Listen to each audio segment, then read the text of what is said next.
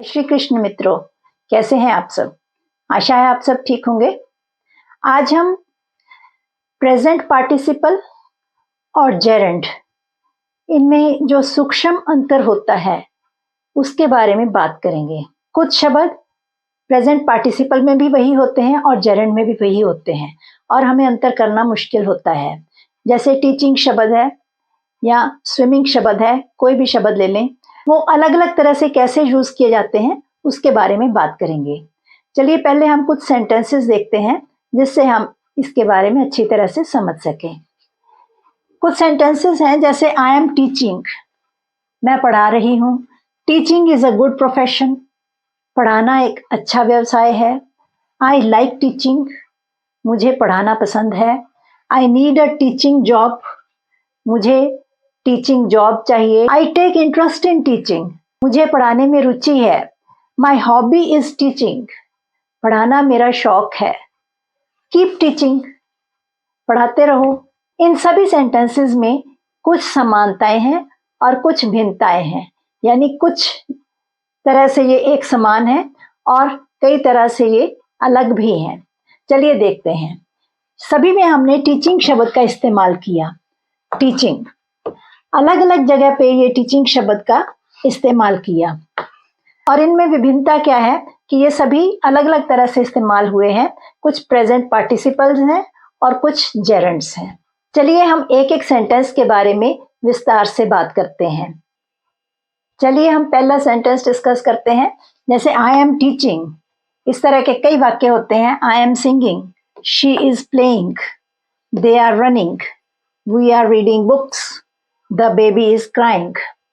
ये सभी present continuous के वाक्य हैं। इन वाक्यों में बी वर्ब का प्रयोग होता है, फिर वर्ब के साथ आईएनजी लगता है। जब काम हो रहा होता है तब ये वाक्य यूज किए जाते हैं।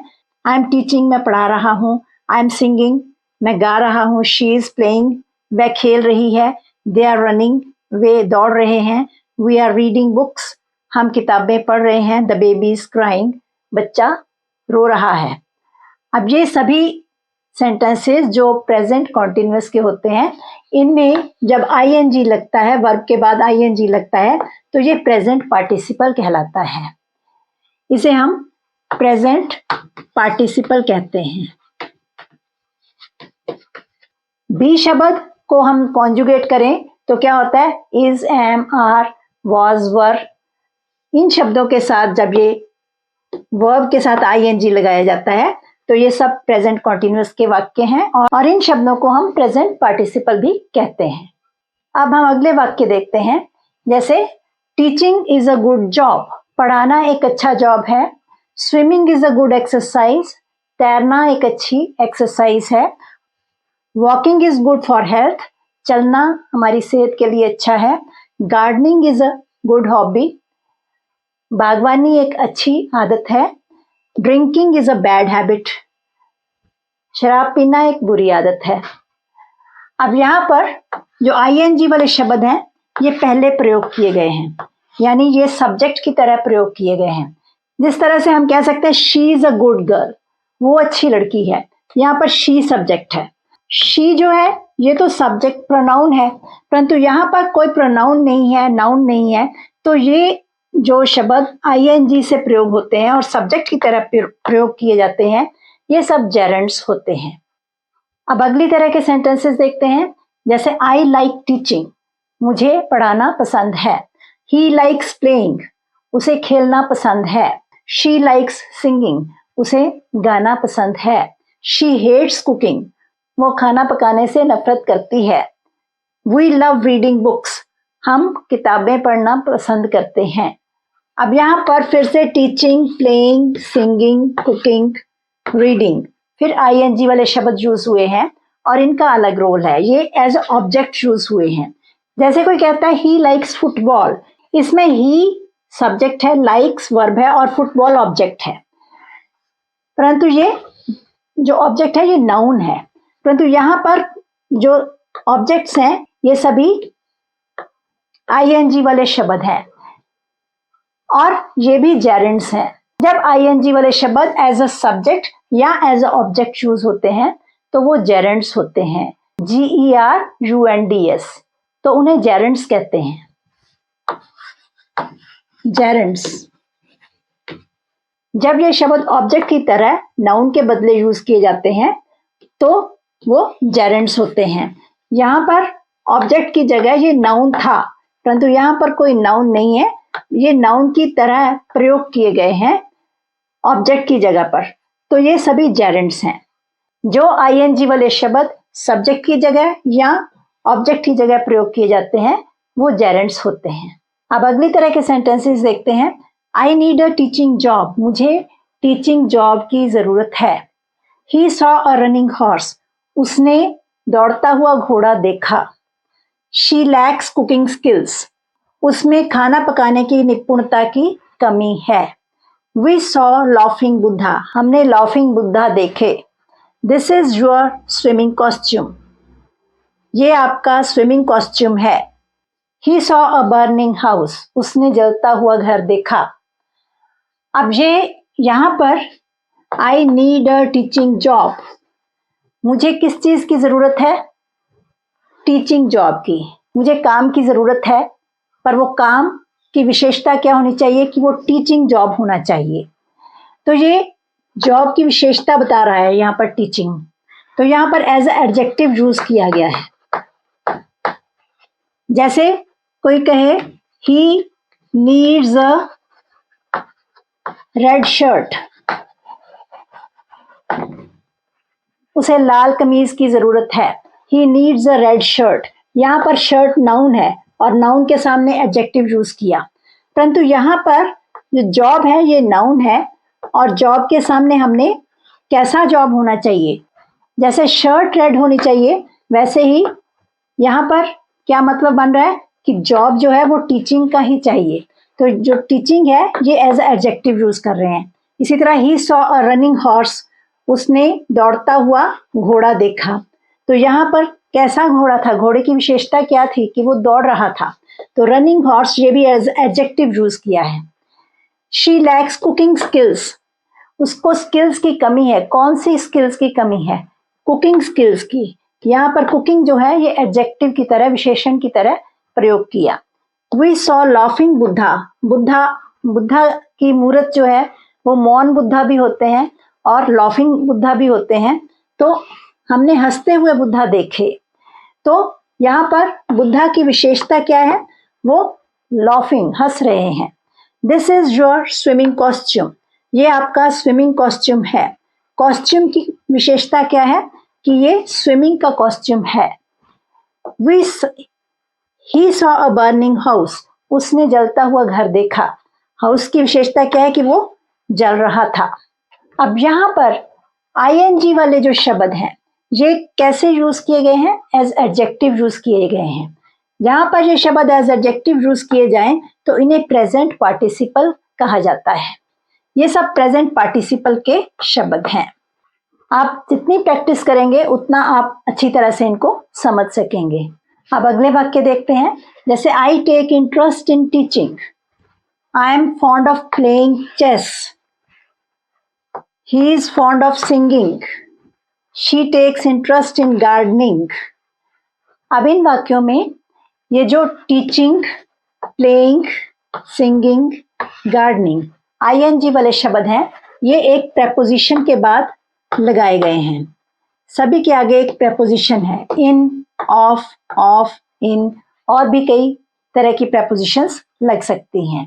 जो शब्द प्रेपोजिशन के ऑब्जेक्ट के रूप में लिखे जाते हैं वो सब जेरेंड्स होते हैं। जैसे हम एग्जाम्पल देखते हैं, कुछ शब्दों में प्रेपोजिशन नहीं लगी होती, सिंपल वाक्य होते हैं। आई लाइक फुटबॉल, इसमें वर्ब के बाद जो ऑब्जेक्ट का प्रयोग कर दिया गया। यहाँ पर वर्ब के बाद ऑब्जेक्ट का प्रयोग नहीं किया गया, यहाँ पर प्रेपोजिशन के बाद ऑब्जेक्ट का प्रयोग किया गया, तो ये सभी जेरेंड्स होते हैं। अब अगली तरह के वाक्य देखते हैं। जैसे कीप टीचिंग, पढ़ाते रहो। प्लीज स्टॉप राइटिंग, कृपया लिखना बंद करो। We finished working in the evening, हमने शाम को काम करना बंद कर दिया। I don't mind sitting here, मैं यहाँ बैठने में बुरा नहीं मानूंगा। तो कुछ शब्द होते हैं जैसे कीप, स्टॉप, फिनिश, माइंड। इन शब्दों के बाद जब आईएनजी का प्रयोग किया जाता है तो वो जेरेंड्स होते हैं। कुछ और वाक्य देखते हैं। जैसे I remember meeting him last year, मुझे याद है कि पिछले साल मैं उससे मिला था। He regrets lending him money, वो उसे पैसा उधार देकर पछता रहा है। Remember to post the letter, पत्र को पोस्ट करना याद रखना। I regret to say that he is dishonest, मुझे ये कहते हुए खेद है कि वो ईमानदार नहीं है। अब कुछ शब्द होते हैं जैसे रिमेंबर, रिग्रेट या फॉरगेट। इन शब्दों में जब क्रिया पहले हो गई हो तब जेरेंड का प्रयोग होता है। क्रिया पहले हो चुकी है, मीटिंग पिछले साल मिल चुके हैं। I remember meeting him last year, पिछले साल मिल चुके हैं, तो रिमेंबर के साथ जेरेंड का प्रयोग किया जाता है। इसी तरह ही रिग्रेट्स लैंडिंग हिम मनी, उसने पहले उसे पैसा दे दिया है, पहले हो चुकी है क्रिया, तो वो अब पछता रहा है। ही रिग्रेट्स लैंडिंग हिम मनी, तब जेरेंड का प्रयोग किया जाता है, आईएनजी का प्रयोग किया जाता है। परंतु इसी तरह जब रिमेंबर या रिग्रेट या फॉरगेट में क्रिया बाद में होनी हो तब इन्फिनिटिव का प्रयोग किया जाता है। Remember to post the letter, letter को पोस्ट करना याद रखना, यानी पोस्ट अभी की नहीं है, अभी करनी है, तब इन्फिनिटिव का प्रयोग करते हैं, तब जेरेंड का प्रयोग नहीं करते। I regret to say that he is dishonest, मुझे ये कहते हुए खेद है कि वो ईमानदार नहीं है, तो यहाँ पर भी इन्फिनिटिव टू का प्रयोग किया, यहाँ पर भी जेरेंड का प्रयोग नहीं किया, क्योंकि यहाँ पर सब्जेक्ट अभी खेद प्रकट कर रहा है कि वो डिसऑनेस्ट है। तो यहाँ पर यह हमें याद रखना है कि रिमेंबर, रिग्रेट या फॉरगेट में जेरेंड का प्रयोग तभी होता है जब क्रिया पहले हो चुकी हो, अगर बाद में होनी हो तो इन्फिनिटिव का प्रयोग होता है। और वाक्य देखते हैं, जैसे दिस बुक इज इंटरेस्टिंग, यहाँ पर आईएनजी का प्रयोग किया गया। The boy was hard working, यहाँ भी आईएनजी का प्रयोग किया गया। द साइट वॉज चार्मिंग, यहाँ भी आईएनजी का प्रयोग किया गया। ये जो शब्द हैं ये सब्जेक्ट के पूरक हैं, सब्जेक्ट की बात को पूरा कर रहे हैं। जैसे द बुक, दिस बुक क्या है, सब्जेक्ट है, क्या है ये किताब, दिस बुक इसका कोई मतलब नहीं बना, इज इंटरेस्टिंग इसकी बात को पूरा कर रहा है। तो ये जो शब्द है आईएनजी वाले शब्द हैं ये सभी प्रेजेंट पार्टिसिपल्स हैं। ये जो शब्द सब्जेक्ट के पूरक हैं, यहाँ पर the boy was hard working, लड़का क्या मेहनती था, तो लड़के की बात को उसके हार्ड वर्किंग शब्द ने पूरा किया। द साइट दृश्य क्या था, वॉज चार्मिंग, क्या था दृश्य, वॉज चार्मिंग आकर्षक था। अब यहाँ पर फिर से चार्मिंग शब्द ने सब्जेक्ट की बात को पूरा किया। तो जो सब्जेक्ट को कॉम्प्लीमेंट करते हैं, जो सब्जेक्ट के पूरक होते हैं, वे शब्द प्रेजेंट पार्टिसिपल्स होते हैं। ये सभी प्रेजेंट पार्टिसिपल्स हैं। अब कुछ और सेंटेंसेस देखते हैं। I heard him singing a song, he saw the cow grazing, I saw him playing in the garden. इन वाक्यों में भी आईएनजी का प्रयोग किया गया है। ये शब्द ऑब्जेक्ट के कॉम्प्लीमेंट के रूप में प्रयोग किए गए हैं और ये सभी प्रेजेंट पार्टिसिपल के शब्द हैं। जैसे आई हर्ड हिम, मैंने उसे सुना। आई सब्जेक्ट है, हर्ड वर्ब है, हिम ऑब्जेक्ट है। ये ऑब्जेक्ट है और ये ऑब्जेक्ट का कॉम्प्लीमेंट है। मैंने उसे क्या करते हुए सुना, सिंगिंग अ सॉन्ग, गाना गाते हुए सुना।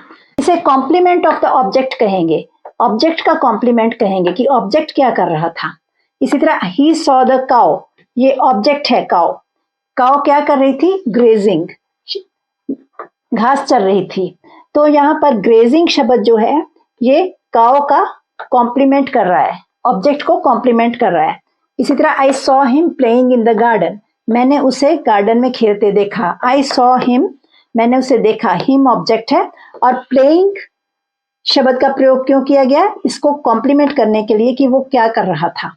तो तब हम आईएनजी का प्रयोग करते हैं और ये सभी प्रेजेंट पार्टिसिपल के शब्द होते हैं। आप भी इस तरह से सेंटेंसेस बनाने की प्रैक्टिस करें और इस वीडियो को अपने दोस्तों के साथ शेयर करें। इस चैनल को सब्सक्राइब करना भी ना भूलें। आज के लिए इतना ही, धन्यवाद। Stay blessed.